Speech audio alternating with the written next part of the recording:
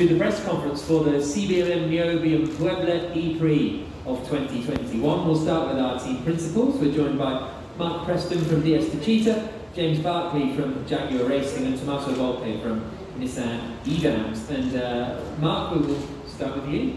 Hello, welcome to Puebla. Great to be racing in this part of the world, especially with the global pandemic and fans coming back as well. It should be quite a cool event, I think. Yeah, it's exciting to always be racing, isn't it, at the moment? So we had a track walk this morning, looks very interesting. We'll see how it goes this afternoon in the shakedown, so it's exciting to have fans and excited to be racing back in Mexico. And what were the celebrations like after Monaco? How long did it take to, knuckle back down and look ahead to this race? Because it was a huge achievement to, win 3 in a row now in Monaco?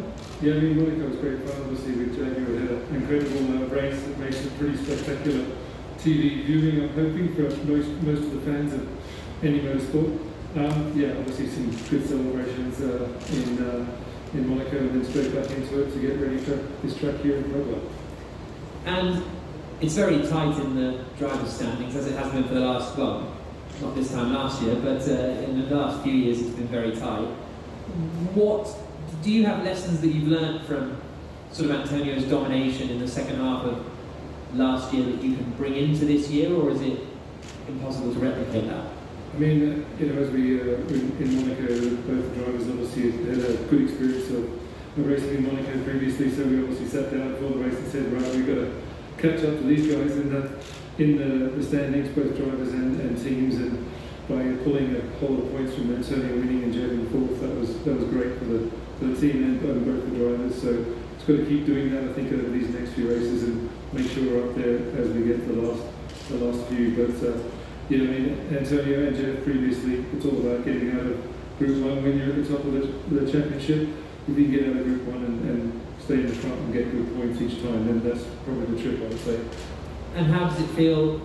Does this feel a bit different coming to Puebla in terms of it's the first sort of new track for kind of 2 years, really? Yeah, it'll be interesting. That's all. It's interesting also having some banking there and some interesting turns around the track. So good to come to somewhere new, give everybody a challenge, and yeah, it'll be interesting to race here this weekend. Okay, best of luck. James, moving to you. A pleasure to have you with us. Going on from that question, I suppose, to Mark, how have you found preparing for this Puebla track? Because it's probably somewhere no one in the team has been before, I guess. Yeah, absolutely. Firstly, great to be here and great to be racing again back in Mexico. The fans are so passionate about the racing. But yeah, this is definitely a new challenge. But I think we like that. It's quite cool to have anytime you introduce something new, it creates an opportunity as well. So that's kind of our mentality coming in. But it's definitely a challenge. Very bumpy, really bumpy circuit. As Mark said, the track walk and what we've seen in the simulations you see when you get here, really bumpy circuit, which means it's going to be hard work for the drivers. The cars are going to be moving around, and I think it's definitely going to kind of create even more challenge and potentially going to create some incidents. So from that point of view, I think it's one which we're going to have to get on top of getting the car on the balance the way we need it, but also the drivers building up confidence on something which is brand new. And good memories for you of Mexico City, not only, I guess, Mitch's first points back in, was that season 3, and then the win last year? Yeah, absolutely. Really positive, place for us to be in. We love the Mexican fans, and last year was an amazing race for Mitch to win. Like the flag, a really kind of dominant performance, but the atmosphere is what kind of really sticks in my mind here in Mexico. The fans love their racing. I think after our debrief last year, we were about 2 hours after the race, and we did our debrief, and there was this chanting, and we kind of came out of the garage, and there's 400 fans just chanting Mitch's name. And that doesn't really happen in many parts of the world, so it's great to be here. We hope we can keep that tradition going with Jaguar. What did you make of Monaco? Because on the one hand, it maybe was Jaguar's most competitive weekend in Formula E, because you had so much pace, especially in practice and right at the front throughout the race. Yeah, if I step back from the weekend, one we should be really proud about. Great car performance. Free practice 1 and 2, we topped that. We had potentially more for qualifying, but it was a difficult session in the end. With cars grouped very closely together, so that really put us a little bit off the stride of the body, but an amazing race for Formula E is probably my takeaway. Yes, to lose the lead on the last lap, but even for us to be in the lead on the last lap was really asking a lot after having lost a lot of ground. So Mark and Techeetah made that a really challenging race, and the team get back to the lead was a feat, but we knew we were probably going to be really hanging on in there. And lucky if we could really kind of keep the win on the podium. So at the end, it was a good podium, but I think most importantly, a great race for Formula E. To have 6 overtakes for the lead, racing throughout the field, and just showing how well suited those cars are to Monaco was a great spectacle for the championship. Is this circuit similar to Valencia, a place where you maybe struggled a little, and does that worry you? So I think first it's very different. I mean, just look at how bumpy it is in comparison to the very smooth Valencia. But honestly speaking, Valencia for us, I think in some talk around was at a circuit we did it before, our car went before one. And honestly speaking, if you look at it, we actually had a great race pace. We were coming through the field, but we were unfortunate with the incident on Saturday with the energy challenge that obviously caught a lot of people out. And on Sunday, just unfortunately from our side, just didn't quite make the right strategy for at the end. But still, the performance was there. If you look deep down, we were fast in pre-season testing. So we come to every circuit as a new opportunity, and that's what we're looking forward to this weekend.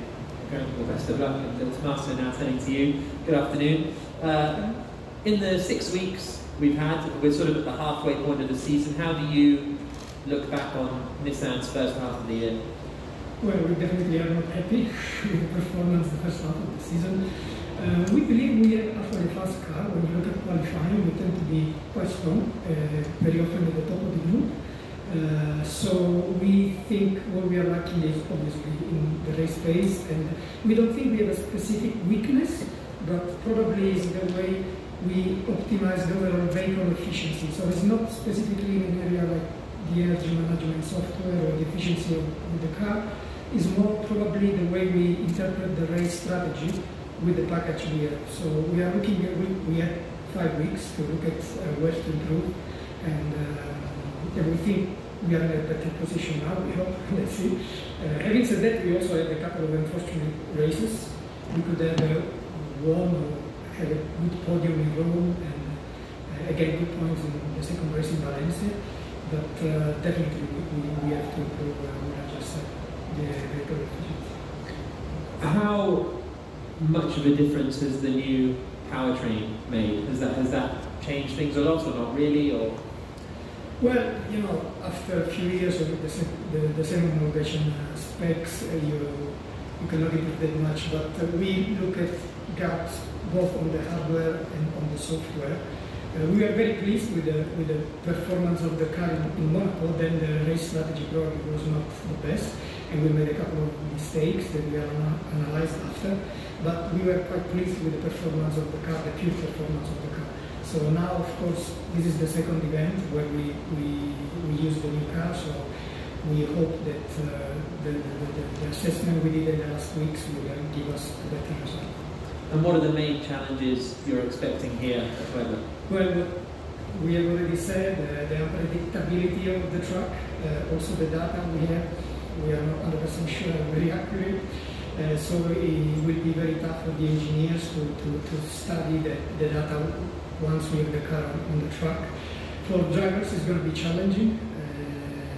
It's very bumpy, so we know that. And let's see.